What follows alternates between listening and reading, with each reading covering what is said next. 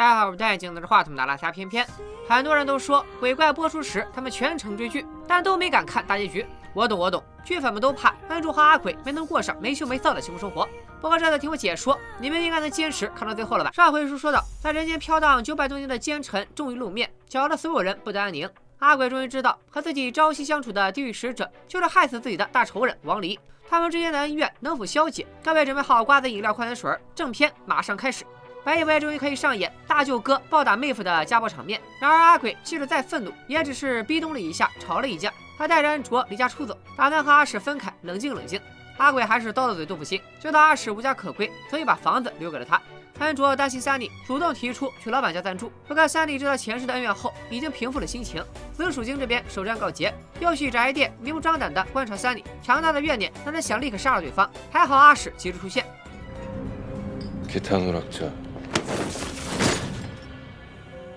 阿史不记得这老头和自己的关系，只想赶紧把他送走。因为奸臣不是普通的鬼魂，他早就化身恶鬼，多在人间吸食人类的恶气1天，他就会变得越强大。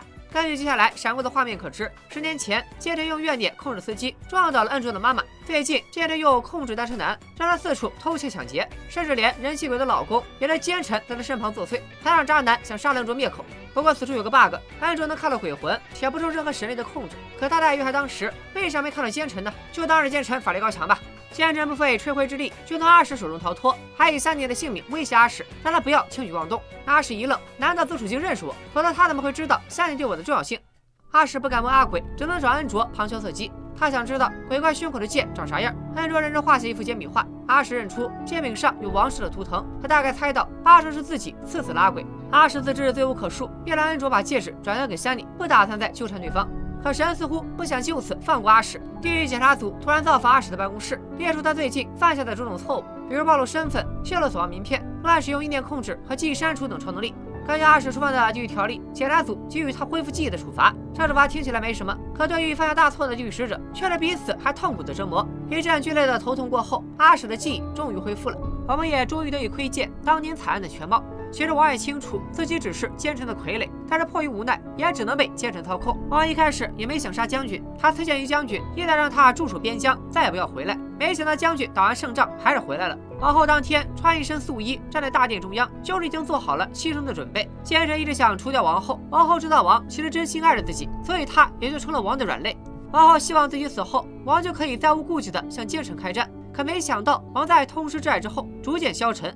面对宫女递上来的有毒的汤药，他明知为何物，也一饮而尽。他常常思念王后，并亲手画下了王后的画像。画像完成时，仆人送上王后此时穿的衣服和戴的戒指，让王不免触景生情。王抱着王后的遗物，失魂落魄地走在街头，百姓见了他纷纷下跪，只有三婶奶奶不为所动，并向王要了那枚戒指，说今后还有用。王把戒指丢给奶奶，烧了衣服。此时的他心如死灰，所以在宫女再次奉上苦涩的汤药时，王选择加大剂量，一了百了。大家如果有印象，这个端药的宫女正是地狱使者中唯一的女性。原来她的前世就是奸臣的爪牙，前世犯下的种种罪孽，直接导致阿史在死后的600年里都在赎罪。成为地狱使者失去记忆，只是最近300年的事。阿史承受痛苦的时候，阿鬼的内心也在挣扎。他放过阿鬼，就对不起金家满门，可这样报仇，他又下不去手。阿史却真心想让阿鬼给自己来个痛快。既然他什么都想起来了，就没脸继续面对阿鬼和三妮。不用他也知道阿鬼不会动手，他真正的仇人是奸臣。阿史当年也是被魔鬼蒙蔽了双眼。花开2朵，各表一枝。恩卓犹豫了几天，才把戒指还给三妮。两人聊起鬼怪和地狱使者存在的意义。恩卓认为人们需要奇迹，所以鬼怪诞生了，而死亡会显得生命更有意义，所以地狱使者诞生了。恩卓挡在三妮面前，在紫薯精冲向他们的时候，太极突然发出绿色光芒，抵挡了攻击。这一次是真相的恩卓了，他先把三妮送回家，随后吹起火柴召唤阿鬼。阿鬼发现恩卓脖子上的胎记就快消失，担心某天会感应不到恩卓，看来得抓紧时间解决紫薯精。大敌当前，先一致对外。阿史写好奸臣的资料，请同事上交给地府，确认遗漏碎了的身份，又受阿鬼所托，贴身保护三妮。阿鬼则要重点关注恩卓。分开前，阿史忍不住提问：他杀阿鬼的那天，阿鬼明知小命不保，为啥不驻守边疆，又不回来，非要和他当面对质？老哥俩暂时和解，阿史远远地跟着三妮保护他。三妮起先还装没发现，后来才忍不住表示自己从来没有忘了阿史。原来阿史在删除三妮的记忆时，让他只记住幸福的回忆，可他没想到三妮幸福的回忆里都有自己。找回前世确实不是什么好事。三妮想到王后的命运，就无法心安理得的和阿史在一起。他把戒指还给阿史，还是说了分手。另一边，阿鬼在和奸臣决战前接待恩卓去度假，两人卿卿我我，搂搂抱抱，一顿虐狗。阿鬼还把恩卓留给他的那纸合约一式2份，一份送给恩卓，一份自己保存。大家还记得吗？合约上的内容是8件之后每年出血，只要恩卓要求，阿鬼就要来相见。几天后的深夜，阿鬼与奸臣即将展开对决。他给恩卓安排了一项任务，他先去找奸臣，然后会给恩卓打电话，到时候恩卓必须立马召唤他。明明马上就要宰了紫薯精，为啥阿鬼的表情如此悲伤呢？咱们也不用按下不表了，马上揭晓。阿鬼和奸臣周旋了几分钟，趁阿鬼不注意，奸臣瞬间转移到恩卓面前。他想借恩卓的手拔掉阿鬼胸口的剑，让阿鬼彻底消失。可由于太极的弱化，恩卓感觉不到奸臣靠近，也无法提前防御。恩卓刚被奸臣拿捏，阿鬼就打了电话。恩卓用力挣扎，赶紧用打火机吹熄火苗。紧要关头，恩卓终于明白，紫薯精是想附在自己身上，拔掉阿鬼胸口的剑。为了守护爱人，他让阿鬼赶紧杀了自己。不过阿鬼早就猜到紫薯精的奸计，并设下了圈套。当奸臣附身恩卓，握住阿鬼胸口的剑柄，阿史及时出现，念出了奸臣的名字。地府规定，地狱使者将亡魂当成姓名，亡魂必然被使者控制。紫薯精法力再高强，也不得不暂时脱离了恩卓的身体。可阿史不是紫薯精的对手，阿鬼之前用剑也劈不死他，那要怎么办呢？原来阿鬼之前用的蓝色大宝剑只是鬼怪标配的水剑，威力不够。想对付紫薯精，还需要真正的红色大宝剑。阿鬼借着昏迷后的恩卓的手，一寸寸拔出了胸口的剑，转身一刀劈向了奸臣。纠结了10几集，拔不拔剑的问题，现在终于有了答案。鬼怪新郎的使命完成，却将永远失去他的新郎。阿鬼和阿史郑重道别，然后虚弱的倒在了恩卓的怀里。阿鬼灰飞烟灭，好像从没来过一样，消失在了恩卓、德华、夏妮以及所有人的世界。他留下的痕迹被神逐一抹去，恩卓只能抓紧时间记下鬼怪的名字、特征，记下自己就是鬼怪金信的新娘。这说明了什么？说明好记性不如烂笔头啊，同学们。阿鬼在醒来，营在虚无之中，他向神祈求，化成风霜雪雨，陪在恩卓身边。可神的力量也无法触及虚无之地，阿鬼只能靠双腿寻找出路。过了大概几分钟，过了整整9年，29岁的恩卓实现了理想，成了一名电台编导。可惜他还是忘了阿鬼，记忆中也留下了很多空白。恩卓经常会被雨天影响心情，毫无预兆的悲伤和心痛。与此同时，阿鬼拿着和恩卓签下的合约，在虚无中艰难前行。两人约定每年初雪都要见面。阿鬼已经缺席了9年，就在他即将彻底放弃的时候，29岁的恩卓在初雪这天吹熄了自己的生日蜡烛。为什么阿鬼能回到这个世界呢？因为今年是他离开的第9年，9是个无限接近神的数字。鬼怪与新娘签下了誓约，在初雪这天必须回应召唤。数字9、初雪、召唤这些条件缺一不可。阿鬼也终于回应了他的新娘。阿鬼脑子里像跑马灯一样闪过和恩卓相处的画面，他紧紧抱住了恩卓。可恩卓不仅不认识他，还以为阿鬼是隔壁电视台的演员。阿鬼不急于让恩卓接纳他，他先去看了看妹妹。鬼怪还有个招财的属性，自从他9年前和妹妹相认，3地的炸鸡店越开越大。见妹妹过得不错，阿鬼心里稍感慰藉。接着他又打算找德华和金秘书帮忙，不对，现在是金社长。不过他们对阿鬼完全没印象，只觉得这个奇装异服的人很古怪，让保安赶紧请他出去。这可咋办好呢？多亏三婶奶奶向神求过情，保留了阿史的记忆，这样将来聊起天，至少有人见证了阿鬼和恩卓的爱情。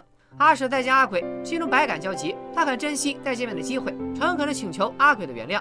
接着，阿鬼换回原来的造型，重新住进了大房子，时不时就打开任意门去世界各地旅游，偶尔还会带点纪念品回来。怪事年年有，今年特别多。恩卓自从见过阿鬼后，就总是忍不住在想他，导致工作中频繁出错，居然在大冬天把气温0上2度写成了0上22度。阿鬼为了帮恩卓，还真把电台附近的气温上升到了22度。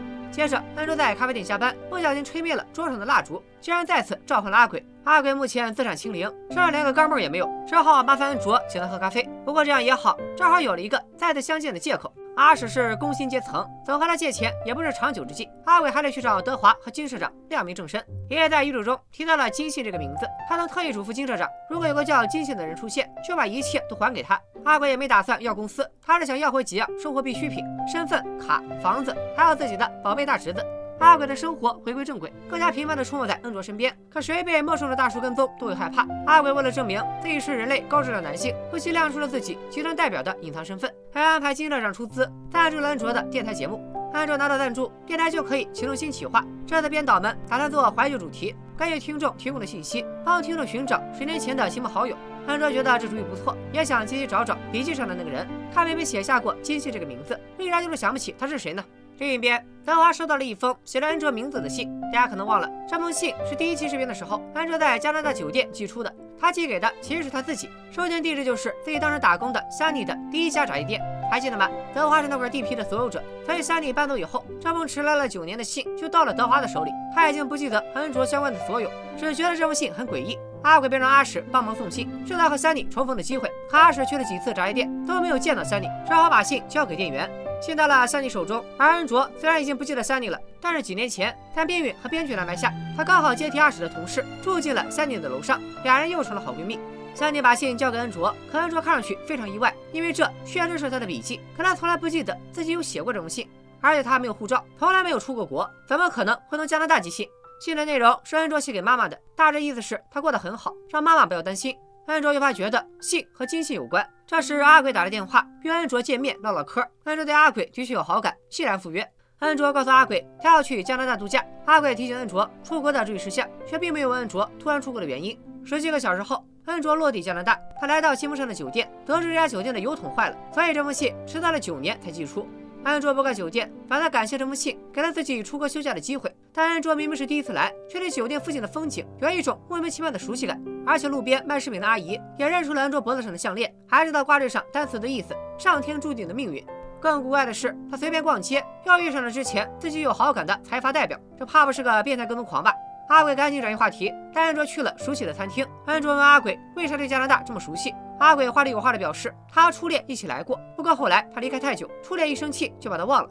两人来到餐厅，恩卓一落座就和三弟通话，兴奋地提到了阿鬼。没想到阿鬼10年前通过餐厅服务员看到的未来成真了，恩卓口中的代表就是阿鬼本人。阿鬼一点不吝啬，对恩卓表示好感，并且不断地提到二人的过往。恩卓却以为他在炫耀自己的初恋，于是不停地吃着飞醋。回到酒店，恩卓翻阅着加拿大旅行手册，想找找适合的约会地点，却在看到墓地的瞬间，眼前浮现出熟悉的一幕。他飞奔到墓地，阿鬼就在这里等待。为什么这里有一座属于阿鬼的墓碑？阿鬼到底是不是金信？他们10年前有没有来过这里？恩卓的问题句句诛心，可在恩卓自己想起来之前，阿鬼并不打算承认。抛开2朵，再表一枝。三弟反复看店里的监控，被阿史的帅气吸引，他终究没忍住约阿史见面。这次阿史可以轻松的自报家门，我叫王离，见到你很开心。两人简单的寒暄了几句，三弟就潇洒离去。可他真的如表面那么淡定吗？原来三弟的淡定都是装的。这9年来，他也保留了全部的记忆。神的一键删除记忆，为啥不包括三弟？原来阿鬼消失那晚，三弟收留了一个无家可归的小男孩。这个小男孩之前也出现过，他被大孩子欺负的时候，还是恩卓见义勇为。三弟忍不住和眼前的小不点吐槽：神真是不靠谱，一会儿让人失忆，一会儿让人想起，天天玩弄人心。一只白色蝴蝶飞过，小男孩突然变得沉稳。他对三弟说：“忘记是神的恩赐，为了让人类不那么伤心。”三弟却说他才不需要神所谓的照顾，他自己的记忆要不要忘，他自己说了算。小男孩点点头，代表神接受了三弟的说法。白色蝴蝶飞走了，真的没带走三弟的记忆。9年时间里，恩卓成为了电台编导，搬进了三弟家的阁楼，却已经不认识三弟。三弟没告诉恩卓真相，这么多年来都在默默地照顾恩卓。阿鬼回归的那天，三弟也认出了大哥，可他还没来得及打招呼，阿鬼就消失了。上班路上，三弟与送信的阿史擦肩而过，他只能装作不认识对方，如阿史希望的那样，各自平安无事的走到今生的结局。今天接过阿史的三弟写下文字，记录了对阿史的情感，对恩卓、对阿鬼的祝福，并祈祷来世自己能和阿史做一对平凡的情侣。这篇随笔大概是一封三弟留给大家的告别信。此时，恩卓在加拿大的路边捡起片枫叶，想到了捡起枫叶的情侣能一起走到最后。可就在他放下枫叶的那一刻，他与阿鬼之间的回忆突然涌进了他的脑海，强烈的思念瞬间灌满了他的心肺。恩卓吹灭商店门口的蜡烛，疯了一样的呼唤阿鬼。恩卓和阿鬼终于相认，两人在加拿大度过了短暂的甜蜜时光。回到韩国，阿鬼把恩卓带回大房子。阿史再见恩卓，本来应该很高兴，可恩卓命数已定，逢九必有生命危险。再见29岁的恩卓，令阿史心中感到不安。可所望名片没来，他也不想扫了二人的兴致。恩卓沉浸在恋爱中，随时随地召唤阿鬼，反正老公有特异功能，想见就见。屏幕前的单身汪们请自觉回避。别说我没提醒，总看别人谈恋爱容易产生干呕、烦躁、翻白眼等症状。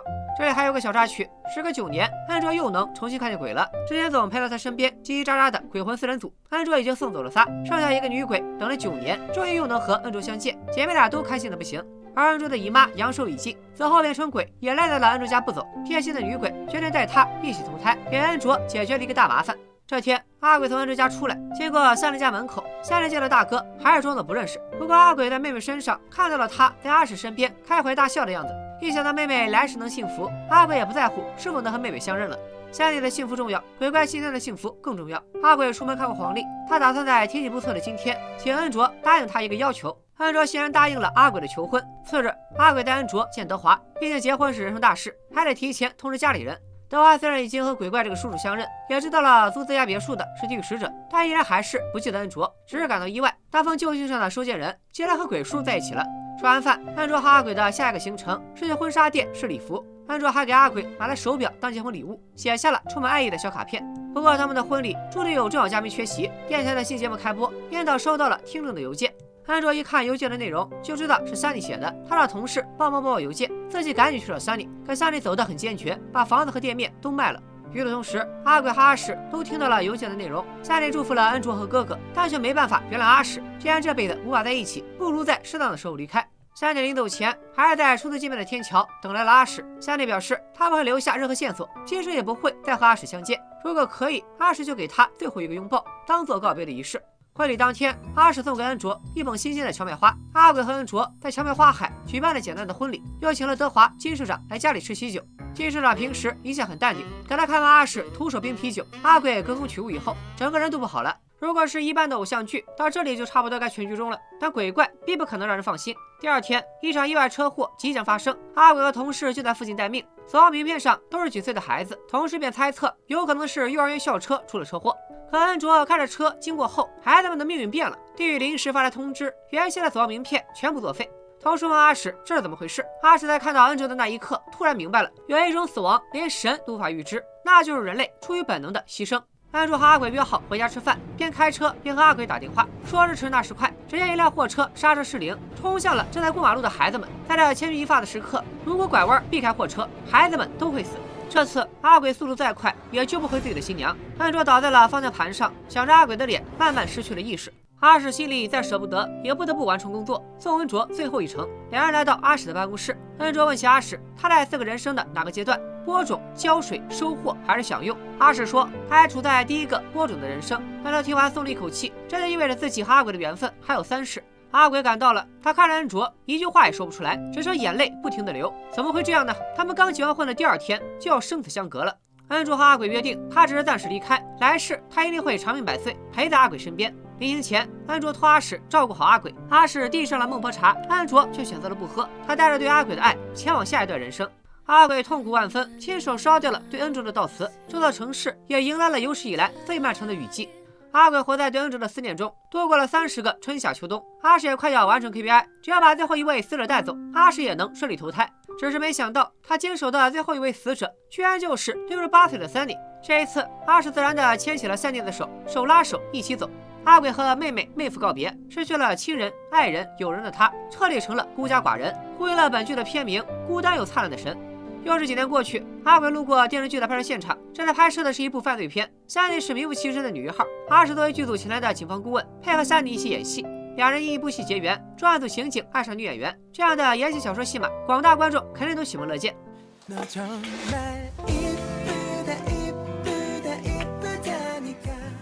그럼 오늘부터 우리 1일이에요? Sunny和阿史过得不错，谁也想起来眷顾阿鬼。阿鬼似乎有所感应，在一个天气刚好的日子，他在加拿大的墓地等来了自己的鬼怪新娘。16岁的恩卓带着记忆，就这样出现在了阿鬼面前，两人还是眼泪相视一笑。本剧到此圆满落幕，让我们恭喜千年老妖怪终于等来了他的小新娘。拜了个拜。